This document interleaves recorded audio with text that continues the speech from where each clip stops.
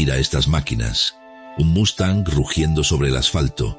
Una F-150 Raptor volando sobre el desierto. Un Bronco avanzando donde un automóvil normal pediría asistencia psicológica. Y una camioneta eléctrica capaz de alimentar una casa durante un apagón. Todas llevan el mismo nombre, Ford. Una marca presente en carreteras, fábricas, circuitos, películas y guerras. Pero este gigante no nació en una sala de juntas. Nació de la obsesión de un joven que desarmaba relojes, detestaba el trabajo agrícola y creía que las máquinas podían liberar a las personas del esfuerzo más pesado. Antes de que el automóvil cambiara nuestras ciudades, nuestros trabajos y hasta la forma en que vivimos, tener un coche era un lujo. Entonces apareció un hombre con una idea casi absurda: construir un automóvil que pudiera comprar una persona normal. Su nombre era Henry Ford. Y su empresa no solo cambiaría la industria del automóvil, cambiaría la forma en que el mundo fabrica prácticamente todo. Pero detrás de Ford también hay fracasos, guerras, rivalidades, decisiones polémicas y una batalla contra Ferrari que terminó convirtiéndose en leyenda. Esta es la historia de cómo una pequeña empresa de Detroit puso al mundo sobre ruedas. Henry Ford nació en 1863, en una granja de Michigan. Desde niño reparaba los relojes de sus vecinos y estudiaba cualquier mecanismo que pudiera abrir con un destornillador. La agricultura no le atraía, veía cuánto esfuerzo consumían las tareas manuales y pensaba que una máquina podía hacerlas mejor. A los 16 años se marchó a Detroit para trabajar como aprendiz de mecánico. Más tarde reparó motores de vapor y en 1891 entró en la compañía de iluminación de Thomas Edison. Por las noches construía un motor de gasolina. En junio de 1896 terminó su primer vehículo, el cuadriciclo. Tenía 4 ruedas de bicicleta, un asiento y ninguna marcha atrás. Para sacarlo del cobertizo, Ford tuvo que romper parte de la pared porque la puerta era demasiado estrecha. Primera lección empresarial: conviene medir la salida antes de terminar el producto. El cuadriciclo funcionó. El primer negocio, no. En 1899, Ford participó en la creación de la Detroit Automobile Company. Los vehículos eran caros, la calidad irregular y la producción demasiado lenta. La empresa cerró en 1901. Su segundo intento, la Henry Ford Company, terminó cuando chocó con sus socios y abandonó el proyecto. Aquella compañía acabaría convirtiéndose en Cadillac. 2 empresas perdidas, poco dinero y casi 40 años de edad. Para muchos era hora de buscar estabilidad.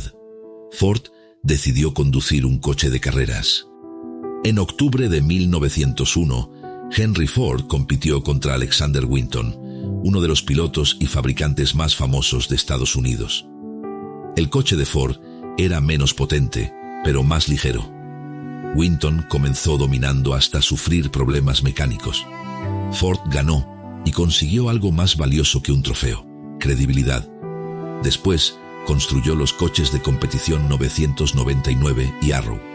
Sus victorias llevaron el apellido Ford a los periódicos y atrajeron inversores. El 16 de junio de 1903, 12 socios fundaron Ford Motor Company con $28,000. Cuando la empresa vendió su primer modelo a un dentista de Chicago, casi había agotado el dinero. A veces un imperio solo necesita un cliente que llegue antes que la bancarrota. La compañía obtuvo beneficios y lanzó varios modelos. En 1906, el económico Modelo N fue un éxito, pero Ford quería un vehículo resistente, sencillo y suficientemente barato para millones de personas. El 1 de octubre de 1908 apareció el Modelo T. No fue el primer automóvil ni el primer Ford. Su revolución consistía en reunir lo que rara vez convivía. Era ligero, fácil de manejar, sencillo de reparar y capaz de sobrevivir en caminos que apenas merecían ese nombre. Su motor producía unos 20 caballos, utilizaba acero al vanadio, fuerte pero ligero, y una suspensión preparada para barro y baches. Muchas reparaciones podían hacerse con herramientas básicas. El precio inicial rondaba los $825. Seguía siendo mucho para una familia trabajadora, pero Ford todavía no había terminado. La demanda crecía y los coches continuaban montándose de forma casi artesanal. Equipos de trabajadores caminaban alrededor de cada vehículo. Era lento y difícil de ampliar. Los ingenieros estudiaron métodos de fabricantes de relojes, armas y bicicletas, además de industrias donde el producto se desplazaba frente a trabajadores estacionarios. La innovación de Ford consistió en combinar aquellas ideas a una escala nueva. En 1910, la producción se trasladó a la fábrica de Highland Park. Allí dividieron el montaje en operaciones pequeñas. Primero experimentaron con componentes. En 1913 pusieron en movimiento el chasis completo. Ahora el automóvil avanzaba frente a los trabajadores y cada persona repetía una tarea concreta. El tiempo de ensamblaje de un chasis cayó de unas 12 horas y media a cerca de 90 minutos. Ford podía producir más y cobrar menos. En 1925, algunas versiones del modelo T costaban alrededor de $260. La movilidad dejó de ser un privilegio. Agricultores, comerciantes y trabajadores pudieron viajar más lejos, transportar mercancías y vivir a mayor distancia de sus empleos. El modelo T no solo respondió a la sociedad estadounidense, empezó a transformarla. La revolución tenía una cara menos fotogénica. La cadena de montaje era rápida, repetitiva y agotadora. Un trabajador podía realizar el mismo movimiento cientos de veces durante su turno. La habilidad del artesano fue sustituida por la disciplina del cronómetro. La rotación de empleados alcanzó niveles enormes. Ford necesitaba contratar a decenas de miles de personas para mantener cubiertos unos 14.000 puestos. La fábrica producía coches con eficiencia y renuncias a velocidad industrial. En enero de 1914, la compañía anunció $5 por una jornada de 8 horas. El pago anterior rondaba los $2 y 34 centavos por 9 horas. Miles de personas acudieron buscando empleo. La decisión estabilizó la plantilla, permitió operar 3 turnos y convirtió a muchos empleados en compradores potenciales del coche que fabricaban. Pero los $5 tenían letra pequeña. Parte era reparto de beneficios y no todos lo recibían automáticamente. El departamento sociológico de Ford visitaba hogares y examinaba hábitos, ahorro, consumo de alcohol y vida familiar. El salario era moderno, pero recursos humanos podía aparecer para comprobar si habías ordenado la cocina. El futuro siempre llega con condiciones. Aún así, otras industrias tuvieron que mejorar salarios para competir. En 1926, Ford adoptó la semana de 5 días y 40 horas en sus fábricas. Producción masiva, salarios más altos y productos accesibles formaron lo que después sería llamado Fordismo. El sistema se extendió a electrodomésticos, alimentación y casi cualquier industria capaz de colocar algo sobre una cinta. En 1915 salió el Ford número 1.000.000. Para 1927 se habían fabricado más de 15 millones de modelos T, pero el éxito absoluto puede convertirse en una trampa. Henry Ford tardó en aceptar que los consumidores querían coches más cómodos, modernos y variados. General Motors ofrecía diferentes marcas para distintos presupuestos y facilitaba la compra a crédito. Ford vendía simplicidad. General Motors vendía elección, estilo y la posibilidad de endeudarse con elegancia. En 1919, la familia Ford tomó el control completo de la empresa. Edsel Ford asumió la presidencia, aunque su padre continuó decidiendo casi todo. Edsel apreciaba el diseño y los vehículos refinados. En 1922 impulsó la compra de Lincoln para competir en el lujo. Henry admiraba la utilidad. Edsel entendía que algunas personas también querían un coche bonito. En mayo de 1927 terminó la producción del modelo T. Las fábricas se detuvieron para preparar el nuevo modelo A, y mientras cambiaba sus automóviles, Ford construía algo todavía más ambicioso, una fábrica que quería contener una industria completa. El complejo River Rouge, levantado en Dearborn, representaba la idea más extrema de Henry Ford sobre la producción. Mineral de hierro, carbón y otras materias primas llegaban por barco y ferrocarril. Dentro se fabricaban acero, vidrio, motores y componentes. Al final salían automóviles terminados. Ford buscaba controlar cada etapa para reducir costes y depender menos de proveedores. Era una fábrica tan grande que parecía una ciudad industrial con chimeneas. En su apogeo, empleó a decenas de miles de personas. También mostró el lado autoritario de la compañía. El trabajo estaba estrictamente vigilado y Henry Ford rechazaba cualquier organización que limitara su control. La imagen del innovador convivía con una faceta mucho más polémica. En 1918, Ford compró el periódico The Dearborn Independent. Desde 1920, difundió artículos basados en prejuicios y falsas teorías de conspiración contra una comunidad religiosa. Aquellos textos fueron reunidos después en una publicación muy polémica.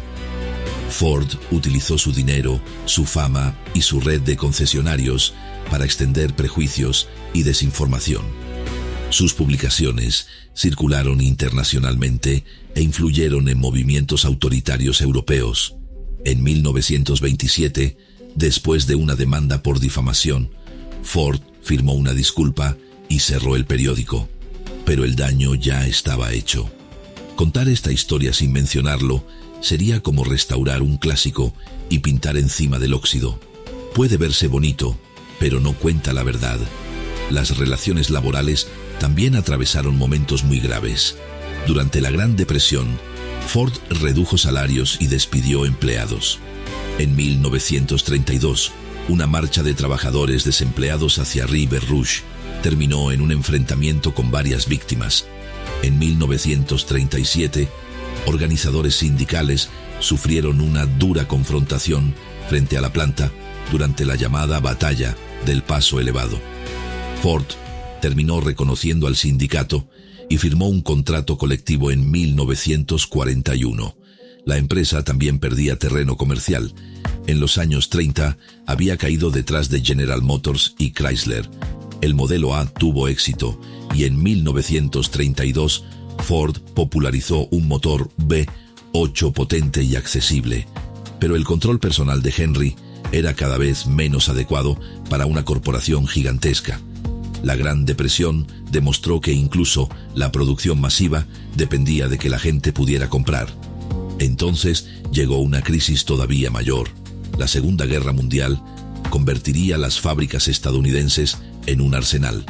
Ford tendría que demostrar que la lógica utilizada para construir millones de coches también servía para fabricar jeeps, tanques y bombarderos.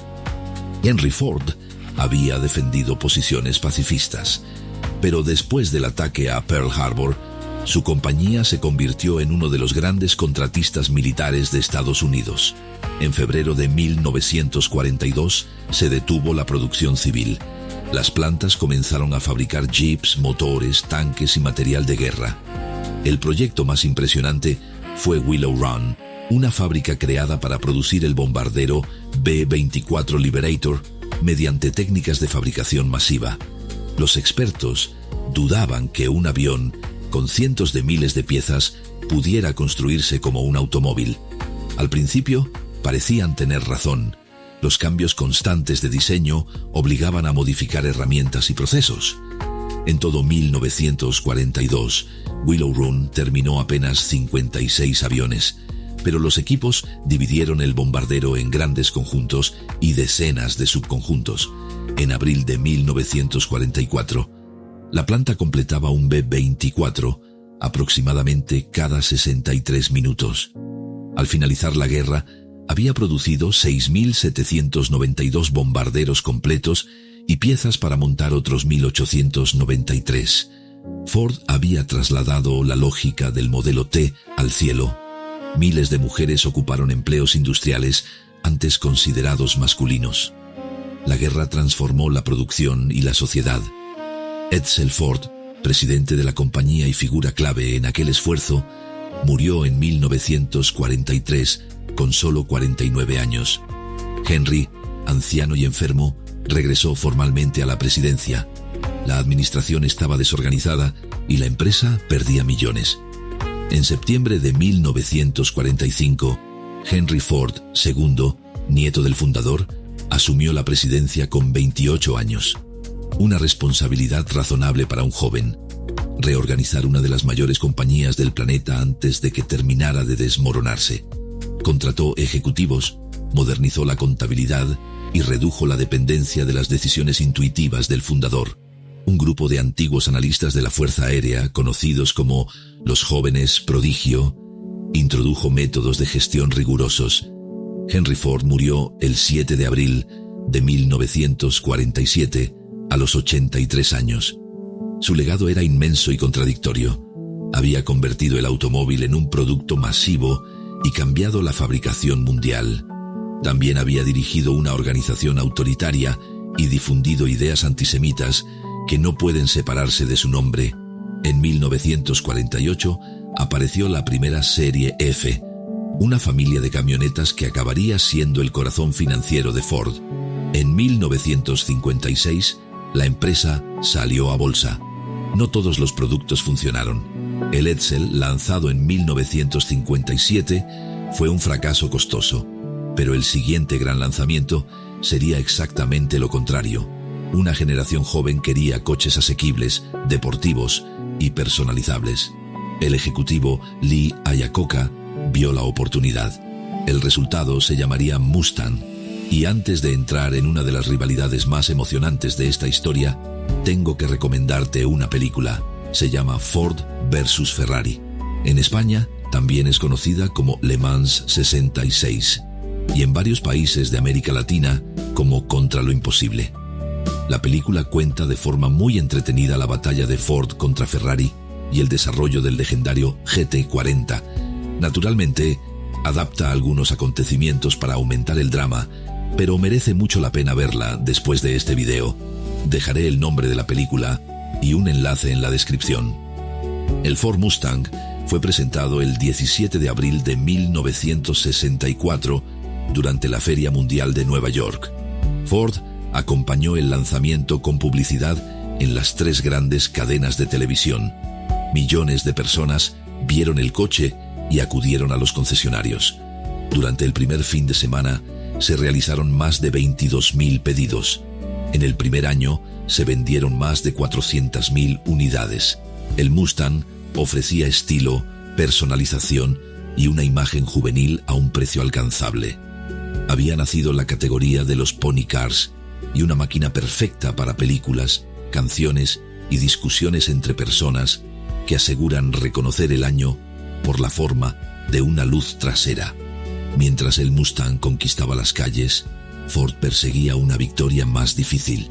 A comienzos de los 60, Ferrari dominaba las carreras de resistencia y necesitaba dinero.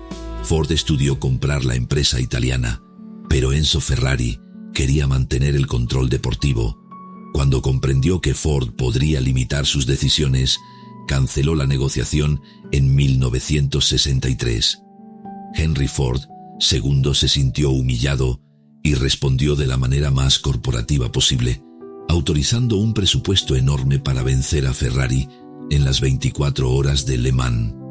Así nació el programa del Ford GT40. El objetivo parecía sencillo desde una oficina: construir un coche capaz de correr durante 24 horas y derrotar a la mejor escudería del mundo. En la pista resultó un poco menos sencillo. En 1964, los 3 Ford abandonaron Le Mans. Eran rápidos pero poco fiables. En 1965, la compañía volvió a fracasar. Ford entregó mayor control a Carroll Shelby. Ingenieros, mecánicos y pilotos mejoraron refrigeración, aerodinámica, frenos y un poderoso motor de 7 litros. En 1966, Ford regresó con una operación gigantesca. Ferrari tenía experiencia, Ford tenía recursos, rabia empresarial y suficientes repuestos para montar una pequeña invasión. Después de 24 horas, 3 Ford cruzaron juntos la meta. El coche de Bruce McLaren y Chris Amon fue declarado ganador.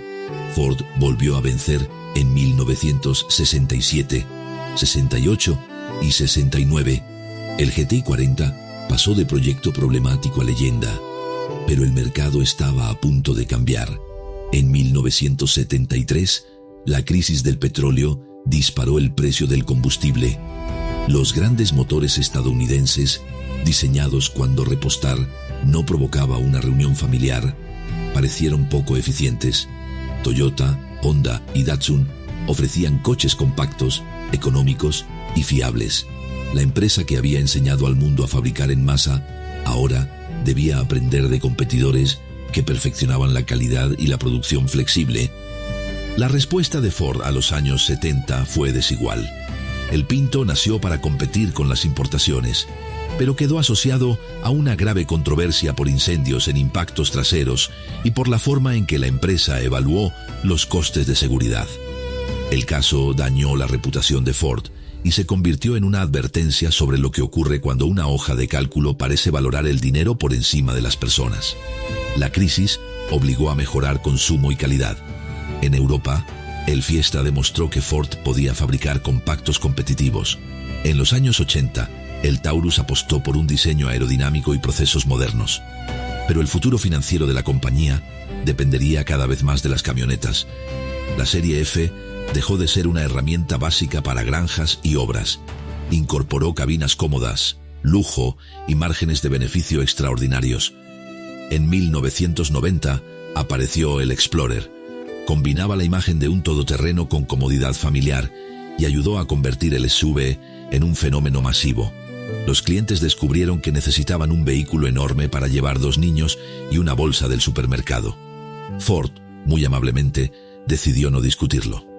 La F-150, el Explorer y otros SUV se transformaron en pilares del negocio, pero a comienzos del siglo XXI, Ford acumulaba marcas, fábricas y modelos dentro de una estructura costosa y lenta.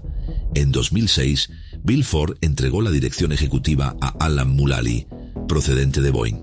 Mulally impulsó el plan One Ford, una sola compañía, una gama global coherente y equipos obligados a mostrar sus problemas en lugar de esconderlos detrás de presentaciones bonitas. Su decisión más importante llegó antes de la tormenta. Ford pidió prestados aproximadamente $23,000 millones, utilizando como garantía gran parte de sus activos, incluido el óvalo azul. En 2008, la crisis financiera hundió las ventas. General Motors y Chrysler necesitaron apoyo gubernamental y atravesaron procesos de bancarrota controlada. Ford también sufrió pérdidas y se benefició indirectamente de medidas que sostuvieron proveedores y crédito, pero no necesitó el mismo préstamo de rescate para financiar su reorganización y evitó la bancarrota. No fue magia. Ford había conseguido dinero antes de que los mercados se cerraran. Vendió Jaguar, Land Rover, Volvo y Aston Martin, cerró operaciones y redujo costes. Había comprado el paraguas antes del diluvio. Eso sí, el paraguas costaba miles de millones y venía hipotecado hasta el mango. La imagen pública mejoró y la serie F siguió sosteniendo los beneficios.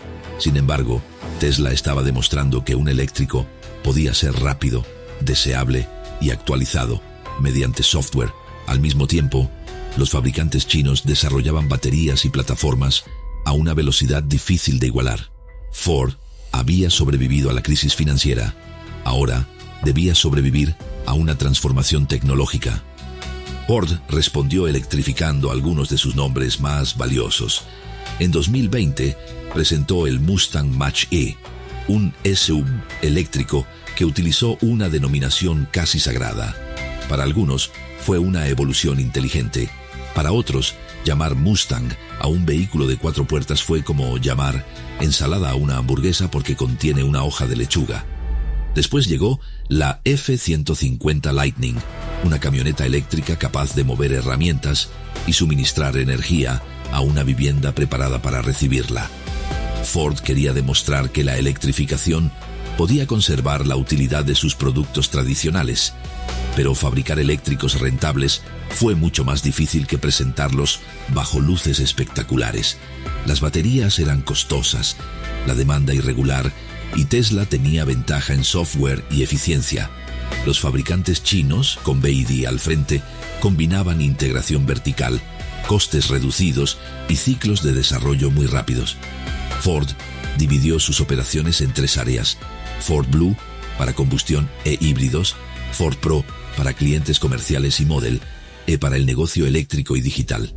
Ford Pro ganó importancia con furgonetas, camionetas y servicios conectados. La división eléctrica acumuló pérdidas y obligó a revisar planes. La empresa redujo algunos proyectos eléctricos, reforzó los híbridos y concentró su futuro eléctrico en una plataforma más sencilla y económica. En 2025 anunció $5.000 millones para una plataforma eléctrica universal. Su primer modelo, una camioneta mediana cercana a $30.000, está previsto para 2027. Más de un siglo después, Ford quiere reinventar la fabricación con subconjuntos que avanzan por líneas paralelas antes de unirse. Pero ahora Ford no domina el mercado. Compite contra Tesla, fabricantes chinos y empresas tradicionales, en una industria donde el software importa tanto como el motor. En 2025 vendió en Estados Unidos más de 2.200.000 vehículos. Las camionetas y los modelos comerciales continuaron siendo su fortaleza. También logró ventas récord de híbridos, mientras sus eléctricos representaban una parte mucho menor. Eso define a Ford hoy, una compañía de más de 120 años obligada a financiar el futuro con los beneficios del mundo anterior. La pregunta ya no es si sabe construir automóviles. Ha fabricado cientos de millones. La pregunta es si la empresa que definió la producción del siglo XX podrá adaptarse al software, las baterías y la competencia china del siglo XXI. Y aquí quiero conocer tu opinión. ¿Crees que Ford volverá a revolucionar la industria con vehículos eléctricos asequibles o terminará dependiendo de sus camionetas y de su pasado? Respóndeme en los comentarios. No necesitas un Mustang en el garaje. Con una opinión ya puedes participar en la carrera. Henry Ford no inventó el automóvil ni creó solo la cadena de montaje. Su talento consistió en reunir tecnologías, personas y procesos para convertir un objeto exclusivo en un producto masivo. Esa revolución transformó empleos, ciudades y cultura. También creó fábricas agotadoras, concentró un enorme poder y dejó decisiones oscuras que no deben borrarse. Ford sobrevivió a sus primeros fracasos, a la Gran Depresión, a 2 guerras mundiales, a Ferrari, a las crisis del petróleo, a la competencia japonesa y al colapso de 2008. Ahora se enfrenta a una prueba diferente: reinventarse sin perder aquello que la hizo importante, porque poner al mundo sobre ruedas fue difícil. Conseguir que esas ruedas sigan girando durante los próximos 100 años podría ser todavía más complicado. Si esta historia te gustó, deja un like, suscríbete a Atlas del Silicio y acompáñame en los próximos episodios, donde seguiremos descubriendo las decisiones, los éxitos y los errores detrás de las empresas que cambiaron nuestra vida.